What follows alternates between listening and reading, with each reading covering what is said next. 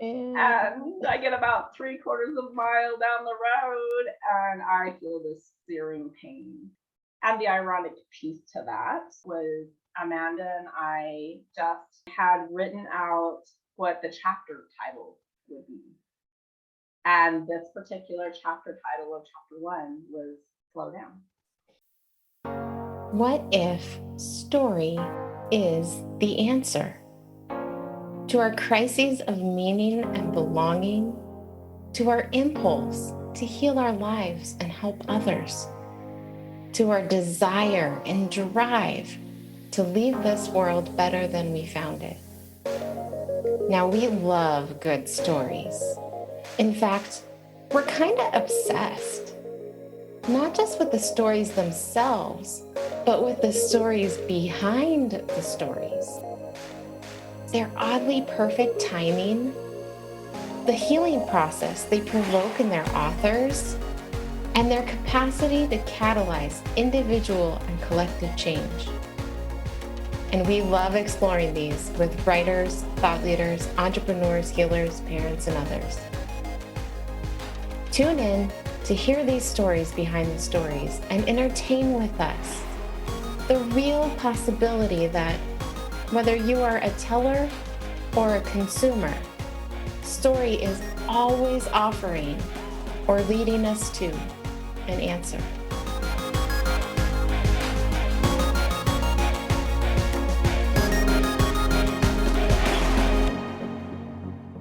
After a devastating car accident, Lori Giesey had to fight for a full recovery. Despite her doctor's prognoses and voices from her past that said she wasn't good enough or strong enough to do it, within a few years, Lori was a business owner again, a marathon runner, and a high adventurer. And of course, she was inspired to share her story. She just didn't know that the process of writing would turn out to be a marathon of its own, full of important pit stops and lessons that would forever change the course of her life.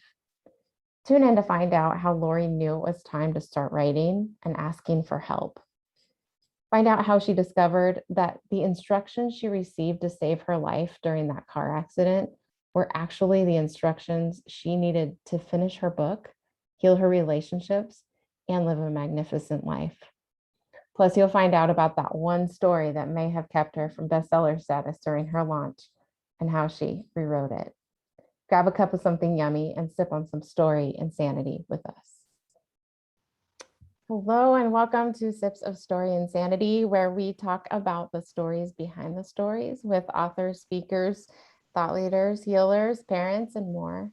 My team, son Aaron, sister Alyssa, and clients turned friend team members.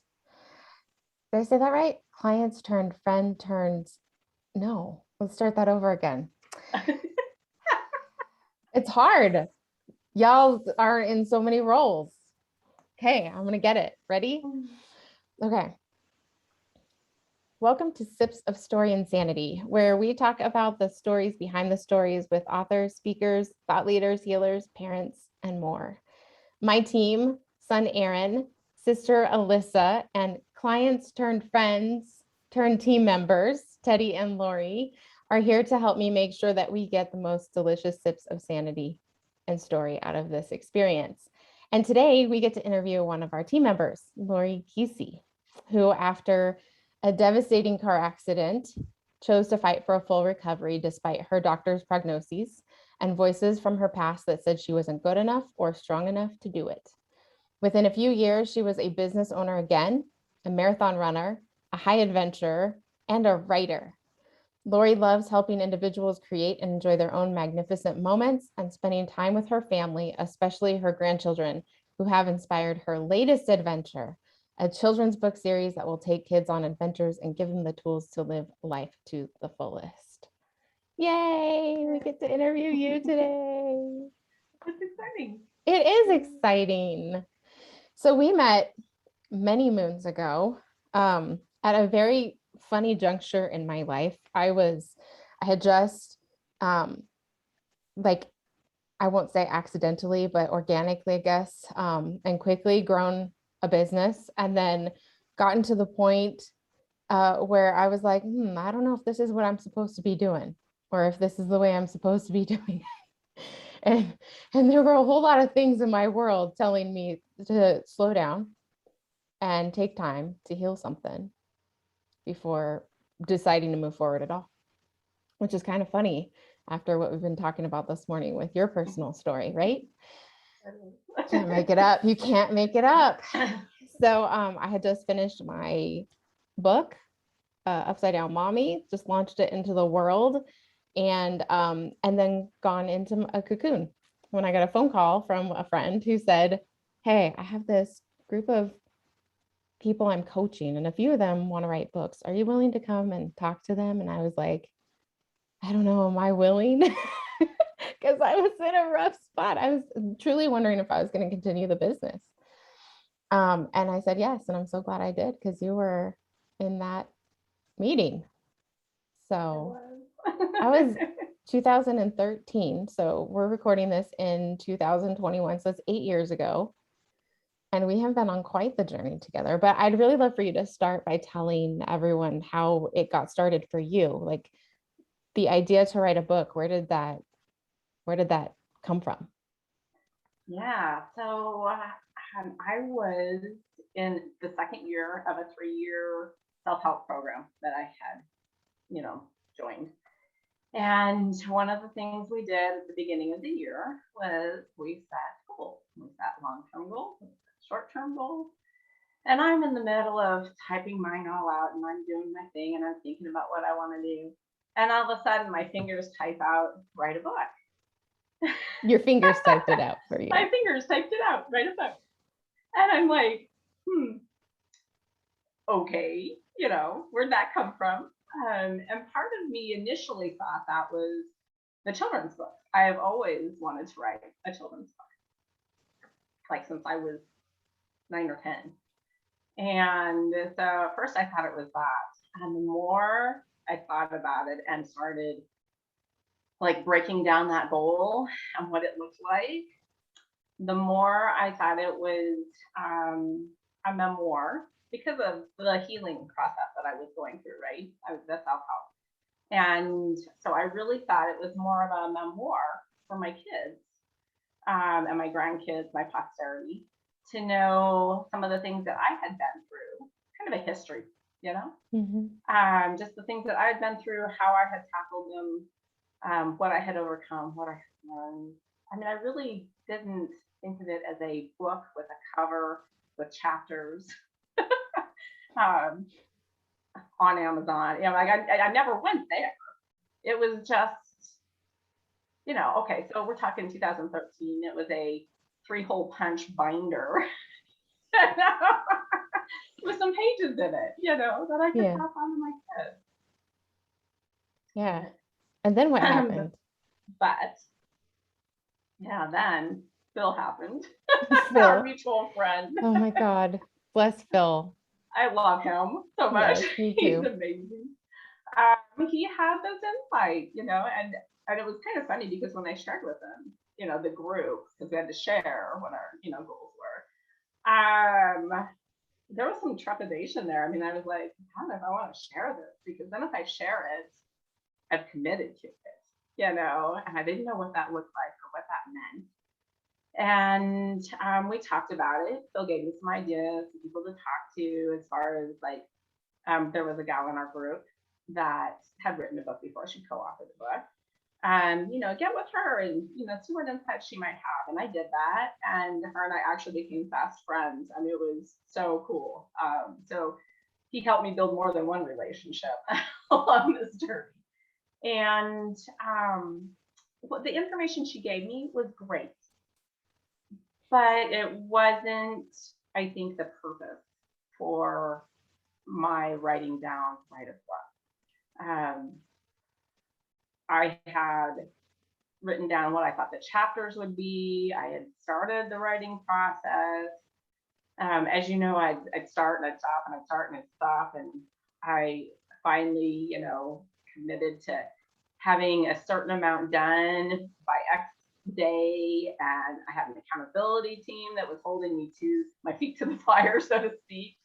And so I think by the time Phil introduced us, I had like three and a half chapters or something like that I had written of this supposed story.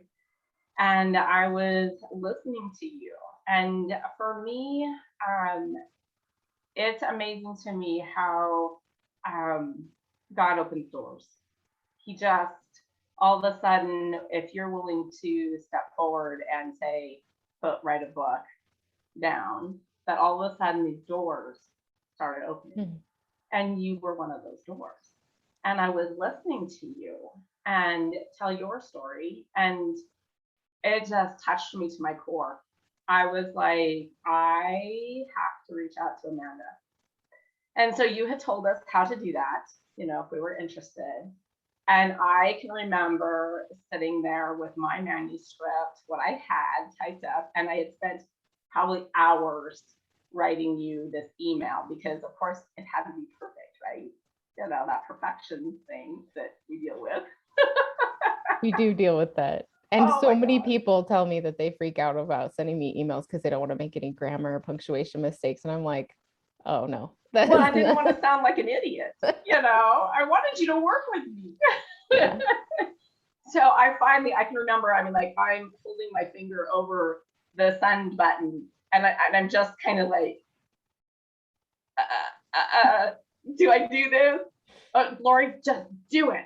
Wham, and I hit the button, and there it went, and I was like, okay, here we go. In fact, I think I said that out loud, here we go.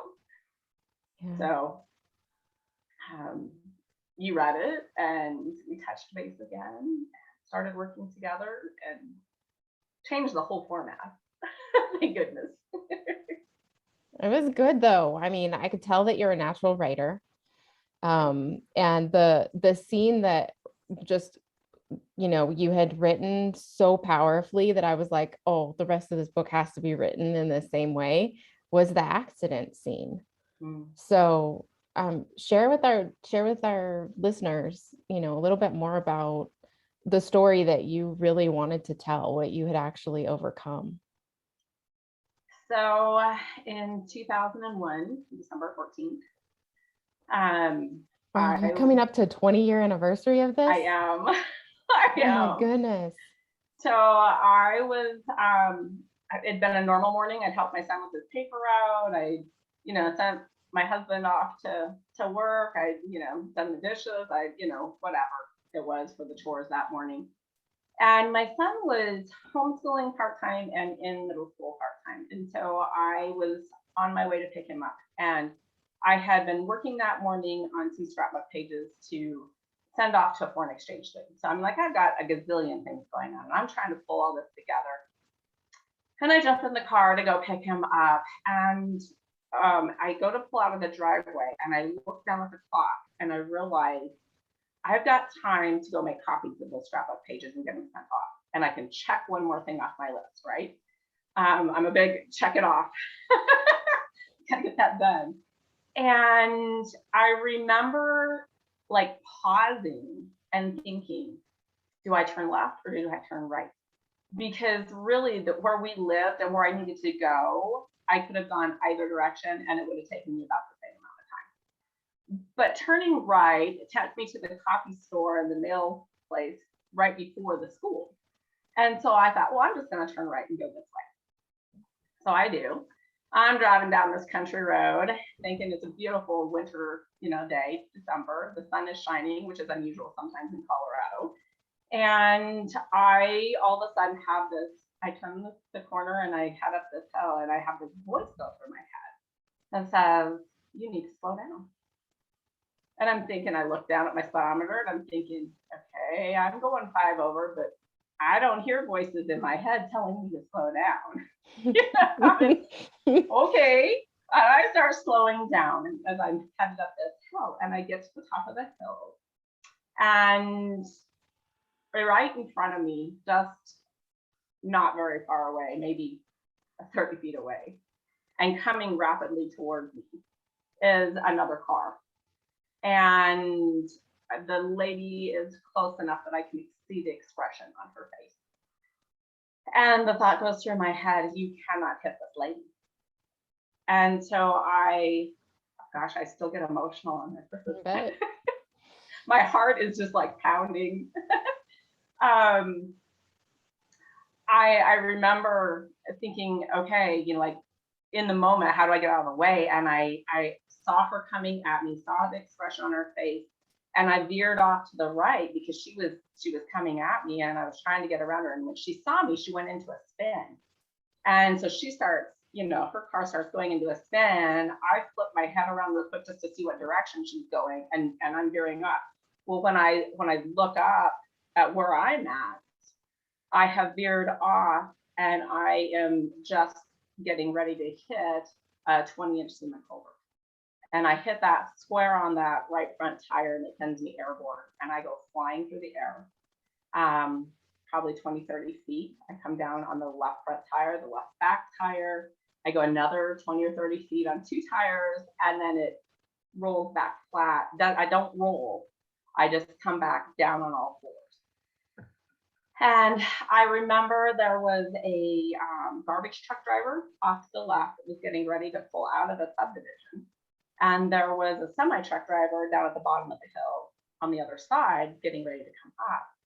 And that poor truck driver, he probably thought, oh my gosh, this lady is coming at me because I'm on 2 wheels, and the most logical thing that had happened was for it to roll. But I didn't. And I have the scrapbook pages and the library books and all those things. They've all landed in my lap because the car had tipped towards me, right? And so I'm peeling everything off, and I jump out, and of course the garbage truck driver comes running over to me and everybody. And eventually I say, I've got to go check on this lady, right? It's just in a few moments into it. And so I walk up the hill, and I start talking to this lady, and I realize she doesn't have her seatbelt on. And I said, you don't have your seatbelt on. And she looks at me and she goes, that's because my oxygen tank gets in my way. And all I could think of is, if I had hit her, she was in a little bitty car, I was in a great big Ford Expedition, that I would have just ran right over the top of her and blown herself to come. And so it wasn't my time yet, and it wasn't her time yet. And so the voice went through my head and warned me and told me, you cannot hit this lady. And one of the things that was probably one of the craziest things is I didn't feel panic. I didn't feel scared. I remember seeing almost like it was an out-of-body experience. Mm-hmm. Remember seeing like God's hands come out of the clouds and grab my car and pick it up and move it to its new location. Wow. But you didn't walk away from that unscathed. No, I did not. I didn't think I was hurt initially. But as we filled out reports and my husband came and all of that, I started having pain shooting down the back of my legs as I was standing there. And so I went and talked to the police officer, and I told her, please put this in the report. And she offered to call an ambulance. And, there's part of me that wishes I had taken her up on that. And part of me that says, the story wouldn't have been the same had I done it differently. And so I think things happen the way they happen for a reason. And so I said, no, I'll just contact my doctor. Well, I had a family physician in name, I hadn't really ever gone to. But so I make an appointment, he's not available, and I go in and meet his assistant or his partner. And the first meeting, she's, first of all, I'm not feeling listened from the first moment I walk in. Then I didn't feel like the nurse heard what I said about the blood pressure. My blood pressure usually runs low, so even though it's normal, it may be higher than you think it is. I didn't feel like the doctor heard anything I said. So here's that old story of not being seen or heard popping up. And they tried, long story short, they tried to put me on antidepressants and pain pills. I had PTSD, and that was the fix for it. And I kept, over the next 8 months, I kept telling them, I'm in pain. There is something wrong. And I went to physical therapists, I went to massage therapists. And finally, I came back from our annual Branson, Missouri vacation that we would go on, and we'd take our boat and we'd play, and other experiences that happened there, read the book. But I came back with the determination to figure out what was going on, that this was no longer acceptable. And so I walk into the doctor's office and he says, so how are you feeling today? And I said, we need to figure out why I'm in so much pain. And he makes a huge mistake. He says to me, and I quote, well, if you just take the medications we prescribe. And I blew it. And I got right in his face. I mean, like, I am inches from this poor man's face. And I told him, I said, I am not laying in bed with the covers over my head. I am not, ignoring my phone or my friends. I've been on vacation with my family and friends for the last, 10 days. And I said, I'm not depressed. I'm in pain. What are you going to do about it? I mean, I'm just yelling at him. And he kind of rolls back, those old doctor chairs, they have the wheels on them, right? So he just kind of rolls back away from me like, okay. Maybe it's time to listen to this person. I don't know. And he goes, I'll be right back. First of all, he says, his first response was, well, maybe we could do an MRI. 8 months and we're just now going to do an MRI. I can imagine that, right? Yes. And so he leaves and tells me he'll be right back, and he goes and writes out a script, and he comes back, and it was so funny because he could not get out of that room fast enough. And when he came back in, he kind of tosses the script at me, and says, here you go, they'll explain it up front. I'm like, he is not wanting, and I think he thinks I'm going to go full on. Yeah. So I go, I have the MRI, the first one, and I meet with the neurologist, and Mike finally comes with me to that. And that's the first one where he has been. And I kept thinking, if Mike was just here, maybe they'd listen. They're just not listening to me. But Mike's work at the time didn't allow me to do that. So I begged, pleaded, and he came to this neurology appointment. And I just didn't think I could handle the news by myself. I didn't know what it was going to be. Surgery never even crossed my mind. I don't know why not, but it didn't. And so we go to the first appointment, and he says, well, do you have any other issues? Because they had done an MRI of my lower back because the pains were shooting down my leg, right? And he goes, well, are you having any other problems? And I said, well, every time I hold on to a glass or something in my hand, I said within a few seconds it falls. I'm like, I lose my grip. So they did an MRI of my cervical spine as well, and found out I had a bulging disc in my lower back and a ruptured disc in my neck. And so there were 2 different surgeries that 8 months, it happened 8 months prior. So all of this pain that I had been in, and my body had started shutting down. So I'd be driving down the road coming back from my physical therapy visit, and my body was just like exhausted, and I would literally have to pull over to the side of the road and just like close my eyes for a minute in order to give my body enough energy to make it the rest of the way home. It was crazy. Wow. So 8 months, you finally get the surgery, and then you just like, what happened then? Are you imagine that can't be something that you just recover from overnight in any of the ways, physically or otherwise. So they did the first surgery on my lower back. 6 weeks later, they did the surgery. They go through the front of your neck, and they do the fusion. And then it was 13 months of physical rehab. Trying to gain my strength back, trying to gain my health back, just a lot of things. I had gained almost 60 pounds with this whole process of not being able to move and do what I used to do. I was frustrated. I was scared. I was, things weren't happening for me. Like my health wasn't coming back the way that I expected it to. And so at the end of the 13 months, my doctor says, well, I think your neck is healed, your back is healed. I think you're as far as you're going to get. Let's do a functional capacity evaluation. So I proceed to go and do this, and it's hours. I don't know, it's 2, 3, 4 hours. I don't remember, but it was hours. I was exhausted by the time I got home. My stamina was 0 at that point. And he writes up his report. We meet back with the neurologist.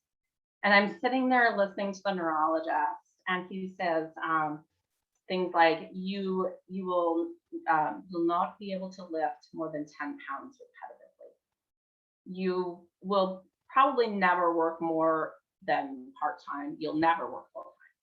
You may not ever work again. You'll never, and it was just this, you'll never do this, and you'll never do that, and you'll never do this, and you'll never do that. And I don't even remember the rest of the conversation after that, because I just like shut down. I was just like, you're taking my life away from me. You are taking, I mean, like I was a young women's leader in our church. I was the president of our organization. I had 22 kids, young women that I worked with. We rocked, we played, we went on camps. We had fun together. I was raising 2 boys, and we had a foreign exchange student. We played, we went on hikes. I was very active, and to be told I would never be able to do those things again, it was almost like this veil or door just closed, and it slammed shut. And I remember just my mind just spinning and whirling on the way home. And I don't think Mike and I had 2 words of conversation the entire drive home. And we got home, and Mike's 6'3" and I'm 5'2". And so he was sitting, and I don't remember where, like on the bed or on the end table or something, because I was looking him straight in the eyes, and I don't do that very But I remember us getting home and him sitting down and me just pacing back and forth, and he's just watching me, like he's probably waiting for me to just explode, right? Like, yeah. What is she going to do? And I remember walking over to him, looking him straight in the eyes and putting my hands on my hips and just saying, that is not acceptable. And then just crying my eyes out, you know. Yeah. But that was the beginning of the end of that. Yeah. Because, I could not picture a world where I couldn't run and play and be with my kids or pick up my grandkids. I mean, a baby's 10 pounds, 3 months old, right? Some of them come out almost that big. Right. And I just couldn't picture family being as important to me as it is, that I wouldn't be able to play and do that with my family. So you got on this regimen, you got yourself back to the place where you're doing all these things that we read. You're running marathons, or half marathons at this point, right? By 2013. Yeah, originally it took about 11, 12 years, because one of my other goals on that, in that program, was to run a half marathon. And it was the same year as the book. Yeah. And so I started training for a half marathon, and I was not a runner before that. I didn't start running until I was 48. And so there's still hope for me? There is still hope for you. I'm telling you. One of these days, Amanda. I got you to run to your car one day. Yeah, it did. It helped that it had rolled across the parking lot. That's true. I thought you were talking about a different time, but I'd be lying if I said that wasn't the first thing that popped into my head. No, that's what I did. I ran out to that car, and as soon as the situation was taken care of, I texted Lori and I said, hey, I ran today. She did. And it was another car that made it happen, huh? It was another car. Yeah. It was a little accident. Can't make that story up.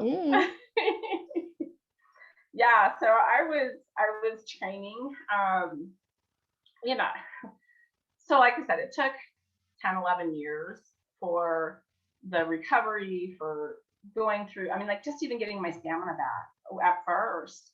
If I did too much, it would be, and I tried to talk to somebody, it would be as if I threw a whole bunch of words up into the air and they'd come down all discombobulated. Mm. And so I wasn't working, I wasn't, I was just trying to heal me. And then the first job I had, they were very patient and loving, and it actually helped them out because my son was looking for them, to have me there, because then I could bring him. He was 15, so he didn't have a driver's license, so I could bring him into town and take him home, and I could work a few hours for them. One thing led to another, and I was all of a sudden working full time. And then I had to build up my strength and my stamina and lose the weight. And I mean, like it was a many years process before I finally reached that point where I could actually run. I remember the first time I tried to run. I went and thought I'm gonna go running, right? I'm gonna go running, and I go outside and I run the cul-de-sac, and I get like 4 driveways around, and I'm like, yeah, I can't breathe. I'm like, okay, well, maybe we'll take this a little slower. 2 driveways next time. Yeah. But isn't that how we do things? I mean, like we think we're gonna just go gung ho and just go get it done. And there's always another way that has to happen. So at what point did you feel well enough, solid enough, like you had overcome enough that you thought it was time to tell other people, tell your children, then you meet me and you're like, oh yeah, this book could help more than just my own family, right? Like it was one of our first conversations. So what was that turning point for you? Did you just have it come through your fingertips, or was there more to that inspiration story? It's never that easy, is it? I think it was meeting you, because I don't think I have the confidence in myself.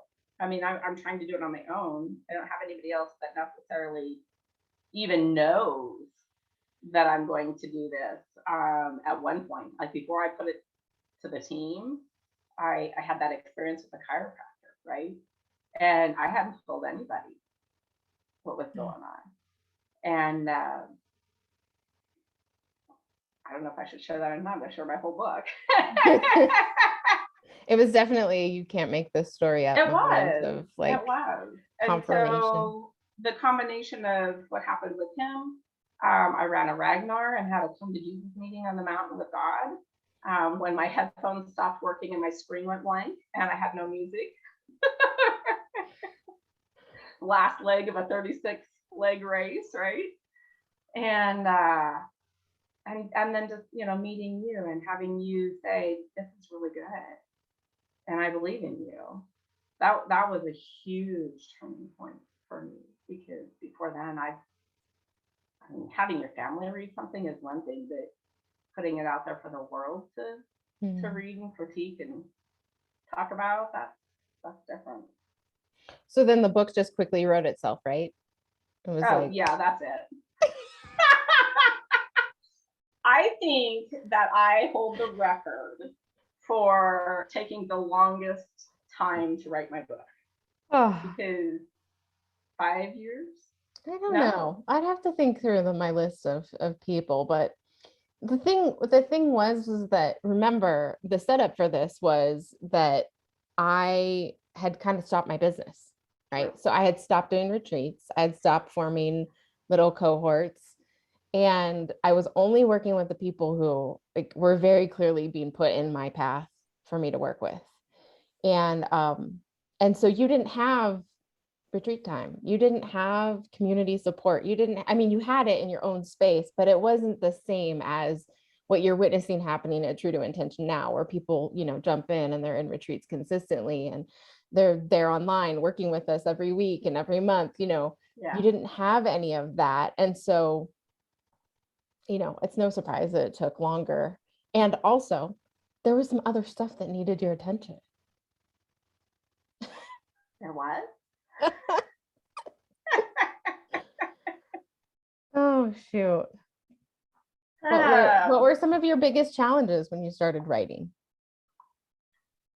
Well, I guess the first one that really pops into my mind was was when we were writing that first chapter, right? So we've done the prelude and the intro and all that, and we go to write that first chapter. And I've told the car accident story, and that's the hardest part, right? And so I'm thinking the rest of this is just going to be a piece of cake until it's not. And I am training for a marathon at this point. And so we're a year into it. I'm training for a marathon. I get within about 3 or 4 weeks of my marathon, and I tear my adductor. And I'm not going to be running my marathon. And I'm crushed. And all I can see is you can't do this, and you can't do that, and you can't do this, and you can't do that. And so all of those emotions from the previous doctors, right, and the functional capacity evaluation all come rushing back. And so I am what I call kicking against the pricks. I am angry. I am fighting mad. I didn't even know about feisty shit, my little girl at the time, but I'm telling you, she was out and having a heyday. And I'm angry. I'm angry at God. I'm angry at the world. I'm angry at doctors. I'm angry at myself, because I had pushed it. Mm-hmm. And my chiropractor had told me, maybe you want to take a day or two off. And I'm like, I'm 4 weeks out from my race. How do I take I take time off? Well, this is funny, the things we learn. That had I taken a couple of days off, I'd have probably been fine. Even if it had taken a week, I would have probably been fine and been able to run my race, but I didn't. And so I have to go in, and I haven't tore my adductor at the time. It's bad, but I haven't tore it yet. And so I go in and I talk to the chiropractor, and he says, I'd like you to meet with this PT guy I know, who's sports PT. And I'm like, okay. So I take the day off, and I make an appointment, and the next day he can get me in. And I go in to see him, and he puts, I swear, a roll of kinesiology tape on my adductor there to try and hold it all in place, and very little massage. And he says, I want you to just go for a short run and see how it feels. Yay, right? I'm all well. A little tape on me, I'm good to go. And so I get home, and I remember I grab my running shoes, and I'm walking out the door with my running shoes, and I sit down to put them on, and my husband's like, what are you doing? And I said, I'm going to go for a run. He goes, do you think that's a wise decision? And I said, yeah, the doctor told me to. And off I go. And I get about 3/4 of a mile down the road, and I feel this searing pain. And I've done it. And the ironic piece to that, you can't make this story up, part of that was Amanda and I was it the week before, I think, had written out what the chapter title would be. And this particular chapter title of chapter 1 was Slow Down.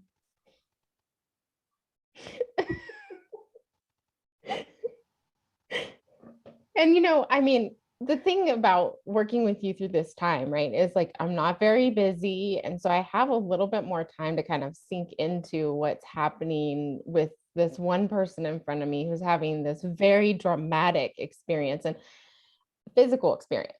Yours was I think the first time that I saw physical symptoms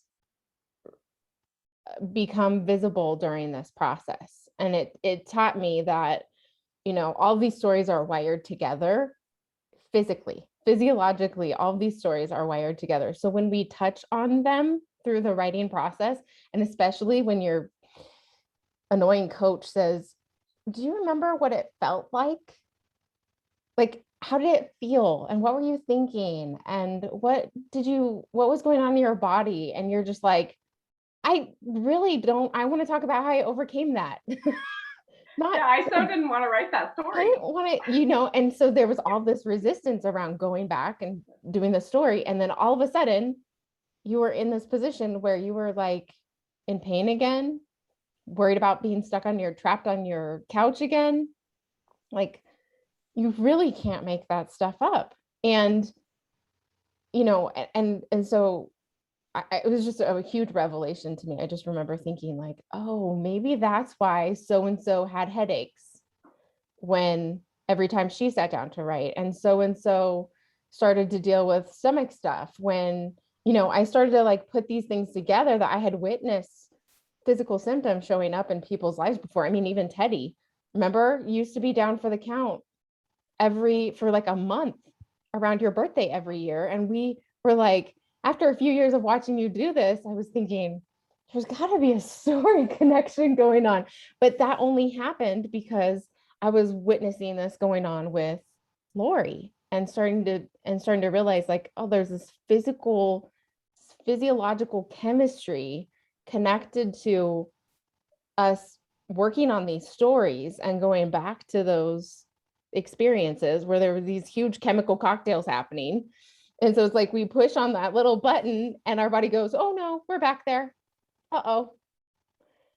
I mean, it's just the wildest thing to witness. And so you slowed down, you were doing some writing. And well, before that, remember, I had decided my granddaughter lived in the town where I was going to run my race. And so I decided to go and spend the weekend with her and then go on she lives in Oklahoma City, and then go on to Branson, Missouri, where my mom lived. And my stepfather was having knee replacement surgery. And so I thought, well, okay, I'm not in great shape, but I can sit with him and be with him when mom's at work. And surely there's something I can do, right? And so I leave Oklahoma City on a Sunday morning, and I decide to stop by a friend's house.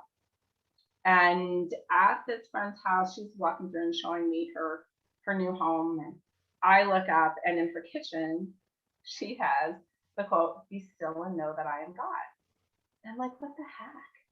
Like, I have been seeing that everywhere, because I'm still mad at this point. I mean, like, I'm still angry. I haven't slowed down at all. I mean, well, I have, but I'm not liking it. I'm still kicking against the pricks, right?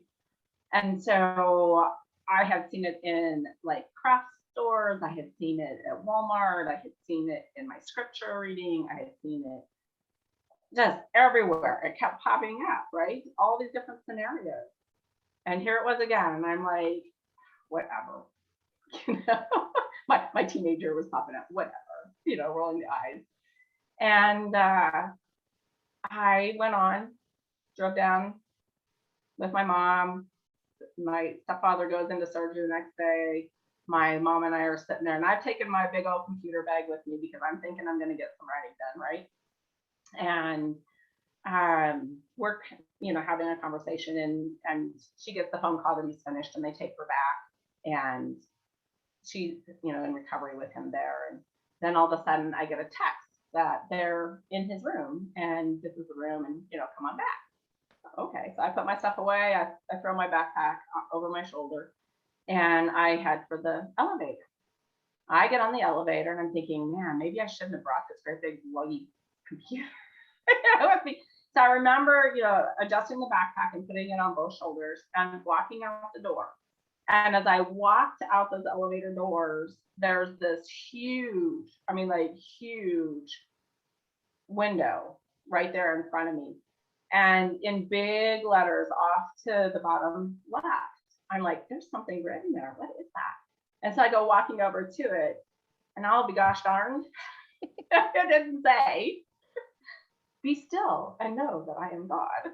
And I'm like, I'm ready to punch something. And so in my mind, I'm like, okay, already, I get it. Okay, you hit me with the 2x4. I'll slow down. And that was when I started. Yeah. And I think from the coaching perspective, like the really huge treasure that I want everyone to hear through this is that as we work through writing the stories, we are always asked to go back and revisit them and like really prove the lessons out, right? So we wrote this all out. Here are the stories, here are the lessons I took from all of this. And it's almost like the universe goes, so did you really? Like, because if you're gonna like get out there and be telling people this and encouraging people to do this, like there's this knowing that we have to really embody it at a different level. But the thing is that when we go back, we have the neurology that tells us like, oh, we're really back. Like we're back to the beginning. Yeah. And so, that fear of being stuck on your couch, right? It was a small injury compared to ruptured discs and needing surgery. It was like a tiny thing that was going to repair itself in no time at all. But the emotional content that came up with it was the reminder of, I'm never going to, like, I can't slow down again. I'm not going to slow down. What in the hell are you talking about? Slow down. But slowing down was the thing that saved your life in the first scene. Right, exactly. So it's like this really odd, and I've seen it with you and I've seen it with just about all of my other clients. There are these moments that happen inside of the creative process where we get to rewrite a story. We get to walk through a similar experience, hopefully not nearly as terrible as the one that we're writing about, but we get the opportunity to see it for what it is, and engage it in a completely different way. Not that the first time there was anything wrong with that, because that was who you are and what you knew. But now that you know, like, what can be done differently in this moment. And oh my gosh, I just remember you telling me that story about Be Still and me thinking like, oh, sweet Lord, I hope she listens to this. This abductor thing is like awful, and I don't want it to get worse, because sometimes when we're not listening, we have to get the lesson somehow, and we keep finding ourselves in these situations. So I'm so glad you slowed down. And and I learned a huge lesson, from that I took into the next lesson. Right. When that came up again. Right. So. Yeah. So then it was like, okay, now I'm at a sticking point. What's this? What is it bringing up for me? And you just started to move through all the chapters so much more quickly, because you understood what was happening, that this was the resistance was the opportunity to, but it wasn't easy. I mean, you ended up talking about your childhood traumas and like all kinds of things. I'm pretty certain you were never intending to be in this book. Oh, no. Which caused me a whole different set of. Yeah, let's talk about that, because, a lot of the reason why people get this idea like, oh, I want to, especially if they've gotten to a decent point with the parents or the ex or whoever it is in their world, like they've gotten to the point where they have overcome and they have made things better. And then they're like, if I tell that story, like it's going to mess up all this work that I've done. Right. Yeah. So how did that happen for you? Because I think that part around production and launch for you is like a really important piece for our listeners to hear, because this is where the real work is. Yeah. So I had gone to your retreat and had a great experience there, and I was on fire and I was getting things done and just feeling like I was moving forward. And then it came to actually doing the production of it, actually making it, creating the manuscript. And all of a sudden, I hit this wall of I have done so much work with my dad and forgiving my dad and forgiving my ex and, the whole scenario, working with my mom. I mean, like all of that. And then I was like, I tell this story, I'm going to hurt their feelings. I'm going to hurt them. And so then I went through all this guilt of, well, yes, this happened, but how is me telling my story going to affect them? And then I got angry again, right? and I think that I decided to go ahead and put it into production. I worked through that, and I decided that it was my story, that it wasn't their story. If they wanted to write a book and write their story, then they could write their story, right? But this Their- wasn't my story. Their version of feisty shit and how she showed up and made their lives hard. Exactly. Yeah, exactly. And so I went ahead and put it in production. And then I hit that same wall again. I mean, like hard, like 10 times harder when it came to actually loading it and launching it. And I thought I was going to die before that process finished. I'm like, okay, well, maybe I don't really need to publish it. I've done the healing work around it. I've done what God asked me to do. I've written the book, right? And that wasn't really people I'm like this. Yeah, more lessons to learn. Mhm. And I actually, this one's so hard still. I actually went ahead and uploaded it into Amazon July 1st and didn't tell anybody. Like I decided not to launch it. And Amanda contacted me in like August, I think. And she says, I've got this new program I've got going as the character to co-author, the 21-day program, yada, yada, yada. And I said, okay, I think that would be really good because I had explained to you what I was going through in my struggle. Mm-hmm. And we still hadn't launched the book, right? And so I did your character to co-author, and oh my gosh, it kicked my trash. I don't think I have ever eaten more chocolate in my life. Yep. And I don't know, I think I went through a whole notebook just writing down. But what I really figured out was I had the inkling, before that this was my story and that, but I didn't solidify it. I didn't anchor that. And I think that through that process that we went through and learning how your co-author works and, the narrator and all of that, that it gave me the strength and the courage to say, damn it, this is my story. And you don't have to like it, but it's my story. And I get to tell it because it's my story. And if it hurts you, it sucks to be you. And I'm sorry.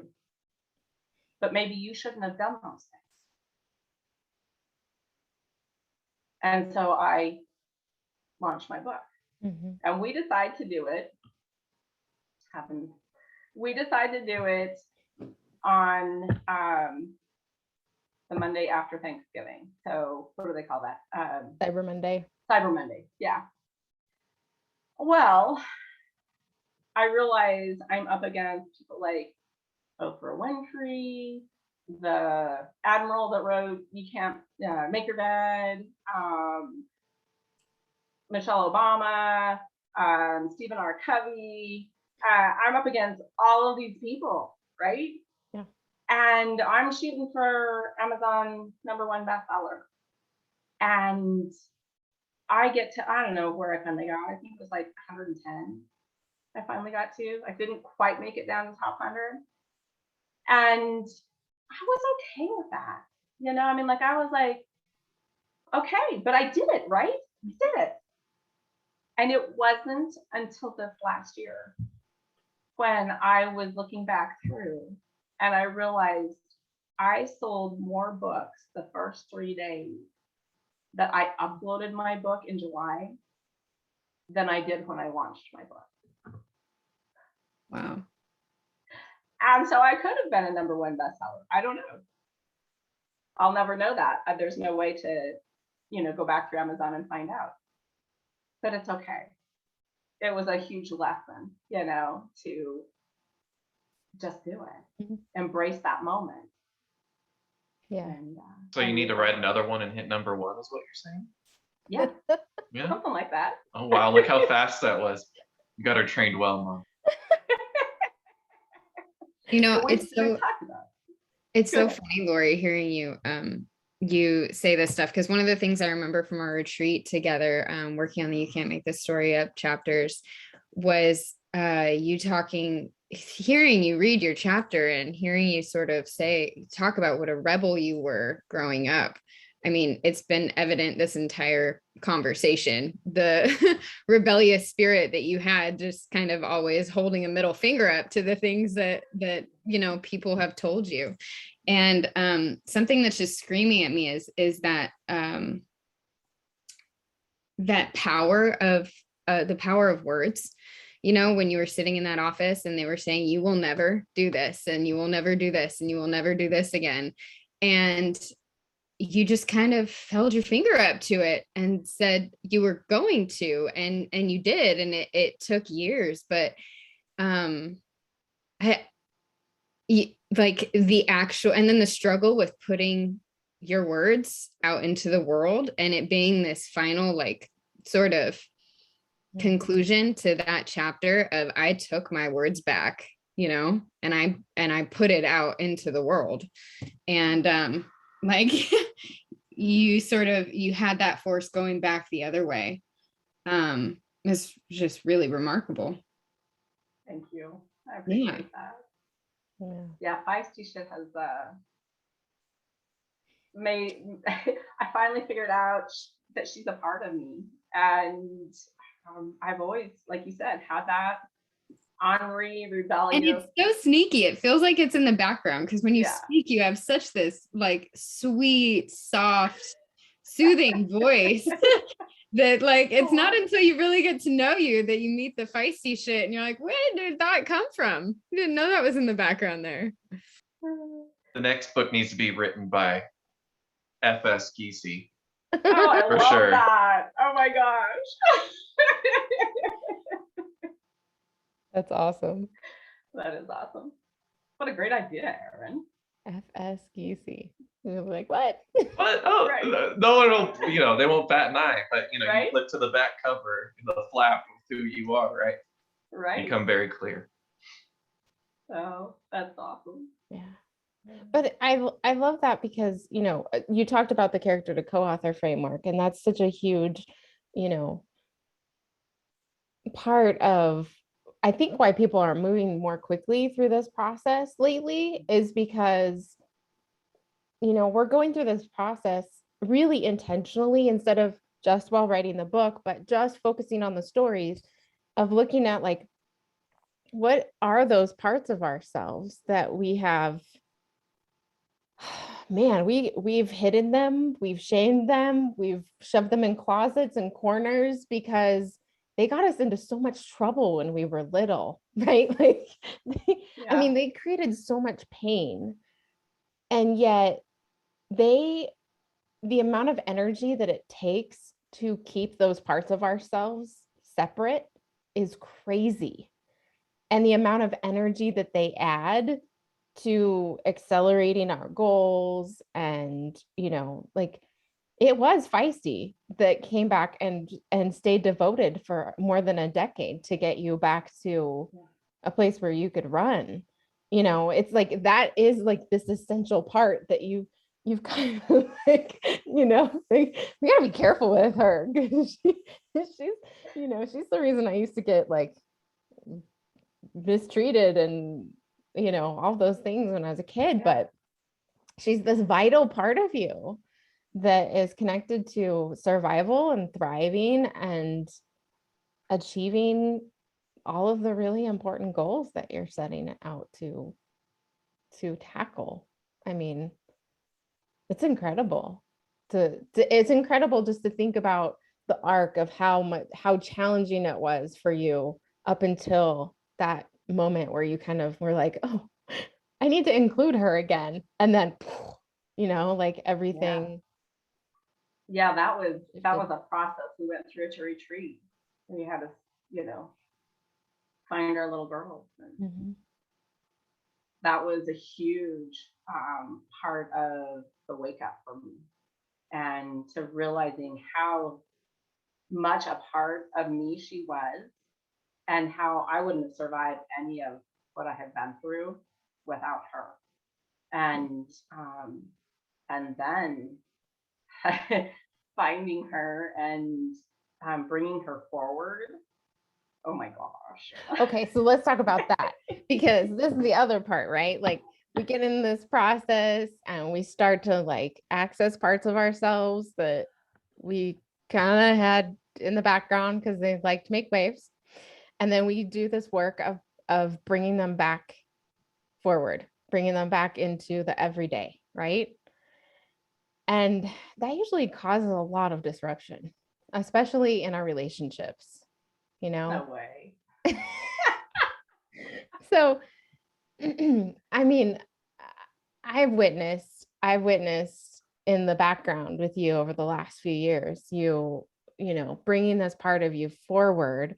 And I mean, you had to set boundaries with your kids, and like you've done all of the things, right? Like you knew how to do all the things, but it was almost like you were doing them without Feisty there, or in her full glory, let's say. And so now that you're kind of bringing her forward in her full glory, what does that look like? How do you, what else has that opened up for you in your personal life and the work?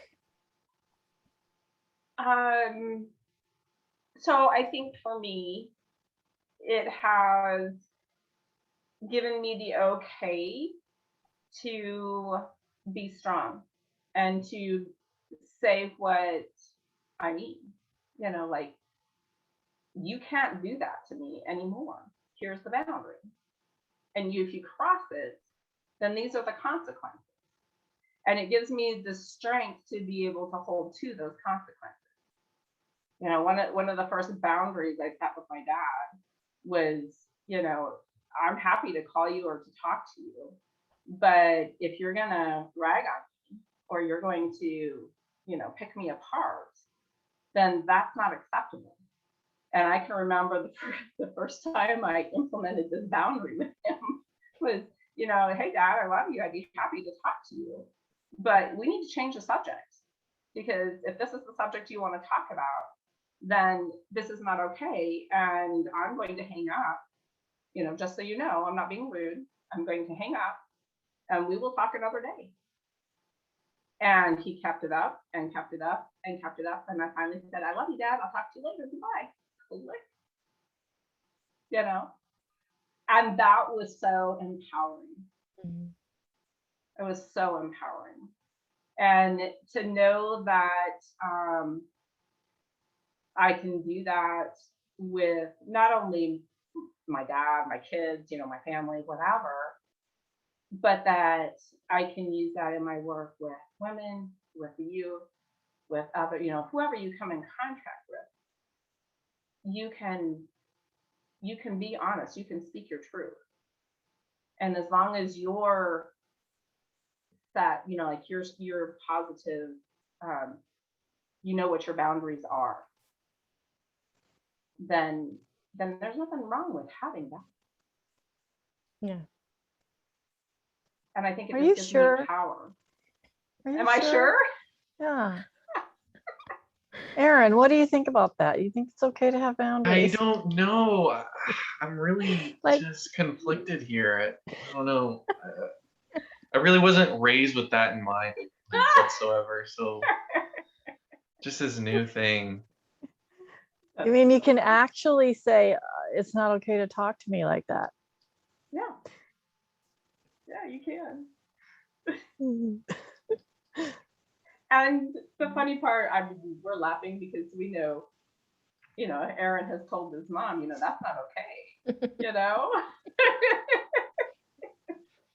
That's the And nicer so- version of what I said. Well, I try to keep it clean. Get the point across. But isn't it what I think it's so awesome that we are in, I don't know how old you are, but I'm in my 60s, and to be like having to practice that and learn that now, and he's got it down as a kid. It's awesome. Yeah. Well, I'm 58. So yeah, it's taken me a long time. And I think that's why, you mentioned in my bio the children's book. And are you okay if I jump there? Oh yeah, for sure. Because I think that's why it's so important for me to share the stories that I have for the kids. Is I would love to give kids tools that I didn't have as a kid. That it's okay to be afraid, and it's okay to have fears, but you don't let those fears overtake you. And working with my granddaughters and having, now I've got two grandsons, we have all kinds of fun experiences and adventures. And I can't wait to take their stories of the adventures that we've had and incorporate that, the things that they've learned and the tools and the things that I feel like I've been able to teach them or help them to discover for themselves. Had such a cool experience, this first one that we're gonna write. Yeah. Such a cool experience with my granddaughter. Yeah. Yeah. And I love that because, that's kind of where I started, right? Like I had this idea of working with, writing children's books and helping the children and the parents help reading the books to them, kind of figure some stuff out as they were reading these books to their kids. And I love that we're circling back to that and that we're doing it after realizing, because I didn't know when I first had this idea for myself, I didn't really realize that I was the one who needed the messages that I was trying to give Aaron. Right. And that, I, and on the element, the conversation around boundaries, that's what your angry little child was doing. You were trying to create boundaries with someone who was regularly mistreating you, but you didn't have anyone in your life to be able to say, okay, maybe it's better to do it this way than this way. Maybe you'll get further. Now, certain personalities, it doesn't matter how you try to set boundaries with them. Right. They're just not gonna, I get that. But that idea that like we're coming back around to these children's books and the prevention work with so much more of ourselves and so much understanding that we really were trying to do the right thing. We just didn't have someone in our life to say, like, are you sure you want to go at it that way? Because if you do, it's probably going to turn, chances are it's going to turn into this, this, and this. So how can we change the language, or how can we change the tone, or how can we change, like, what are all those things that we know as adults, but we can still honor that impulse that usually gets crushed in a child. Like, wouldn't it be amazing if you had an adult say, like, I get it. That guy is being so terrible to you. What a jerk. You should be that angry. Like, really? That anger, like, I would be even more angry than you're looking like right now.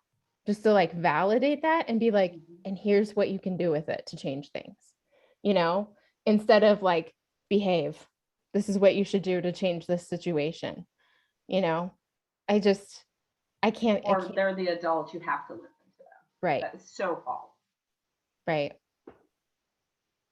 Oh, I can't wait for these children's stories. Woo! It's gonna be fun. They're gonna be so good. Oh, so that's your next adventure. And meanwhile, you're here working with us on this crazy team to help us get You Can't Make the Story up into the world and build out the children's book department for True to Intention and all of these other things that, quite frankly, I just would not do without y'all. No, leave me in my corner to work on these projects and I'm good. But I am so glad that you're here and supporting. And I think there's just one more piece, just because I know your story and just because I think that this component is really important for our listeners, is the part that happened between launching your book and getting to this space where you're thinking about children's books and you're thinking about, and you're helping with the True to Intention team, because that wasn't exactly the plan over the last few years, right? Like, Right. can you share just kind of? So when we originally talked, our first phone call, we talked about the book, and then you were trying to figure out how we needed to format the book, right? And you said, so do you see this as just a book, or is it something else? And all of a sudden the words come blurting out of my mouth, oh, it's something else. And I remember like looking side to side, like, who was that? Who said that? that did not come from me. It's like the voice in your head. It's like, I don't hear voices. Right, exactly. And so part of what we created was a business that was, it's called Magnificent Moments, which was, I started doing some classes and some workshops, and then we ran into the team the group that I was working with. 3 of the 4, their lives went upside down that had nothing to do with what we were doing. My daughter's house burnt down and, other stuff that happened. And so we decided to put it on hold. And then 4 weeks later, COVID hit. And then I ran my race. I guess 6 months before that, I ran my marathon, my first marathon, and broke my femur 100 feet before the finish line, but finished the race, which was a whole other story. Another slowdown moment. Another slowdown moment. But learning instead of kicking against the prick, I remember looking at my son as I'm laying there on this cot in the first aid station and saying, whatever this is, I'm just going to embrace this moment. And that's another whole story in itself. Another book when I get done with the children's book. But now I've lost what you asked me. To set up the business. To set up the business, yeah. So we did. And I was doing some blogs and I was doing some classes, and then all of a sudden it just went away. And I had to send you my bio. And I did. I'm like, I just shot off my bio months ago, right? Yep. Shot it off to her, headshot, whatever, all these things she needed. And I woke up in a panic this morning. I'm like, I haven't read my bio in a long time. I've got to read that. And it's talking all about magnificent moments and this and that and the high adventures. And I was like, I'm not doing that. I think that for me, doing magnificent moments, creating that whole business, starting the classes, the workshops, running through all that framework, that was part of my healing for me in order to be able to embrace the moment, in order to see I need to write children's stories, in order to see, all these other things I need to do, because I work with others, but I do it organically. I do it on an individual basis as we're, hiking 13 miles, or we're, my goal this year is to climb Long's Peak. I'm going to do that with a couple of people. So who knows what that adventure will will lead us to. Yeah. But it's not, what I figured out is that at least at this point in time, now maybe someday later it'll all come full circle and we'll go back to that. But at this point in time, and what I'm learning is that it's okay that I did that I put forth the effort and the money and the, you know, and the websites up. Who knows, maybe I'll use it for the children's books, or maybe it'll be something else someday. But I think figuring that out, that it's okay because that's not what I do, and being okay with it, and it doesn't make me a failure and it doesn't make me a bad person. Yeah. That's a huge win. Yeah. And I think the reason why I wanted you to share that is because I know that there are a lot of people in the world who do this. They start something and then they have to walk away for one reason or another. They decide to, or they just decide like, that wasn't actually it, you know, but there's this like lingering feeling of failure or shame or how, whatever is connected to their personal stories, you know, around not completing things. And my hope and prayer is that as people read You Can't Make This Story Up and see, you know, the several people in the book who still haven't finished their books, who decided to create businesses and then change their minds or are off doing something completely different than what they went back to ministry, you know, like what we set out to do is usually not what is ideal.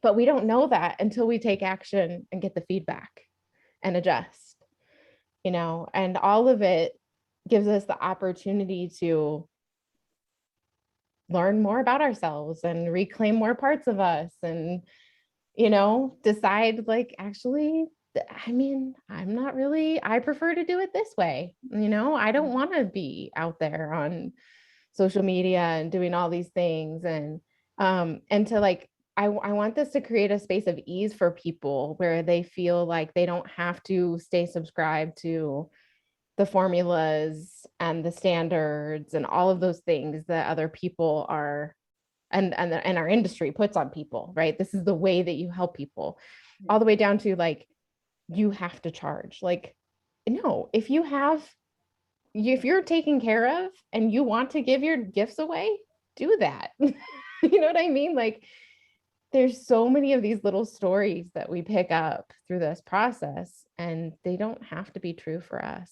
And they might be true for us today or not, and be true or not later. But I'm just so glad to see you like, yay, in that moment, just being like, I'm doing what I'm doing and I'm enjoying it right now. Such a huge win. I mean, like, I don't know. And it was this morning. I mean, like, we're still learning what's up with that. Yeah. And your whole come apart birthed a whole other class that we're going to do around healing through bios. Like, we're going to do that because everybody freaks out about writing their bios. Like, yes. So I've written the children's book. It's been illustrated. It's ready to go, everything except for the about the author. And that sent me totally upside down. But thinking about the journey, when I came to Amanda, when we met up, I mean, my thing was to speak and coach and, you know, because that's what I had been doing all.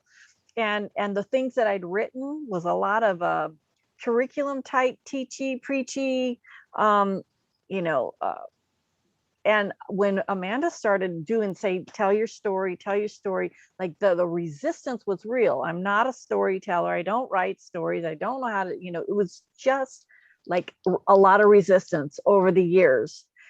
But the learning to tell my story and learning to tell a story is part of my healing process.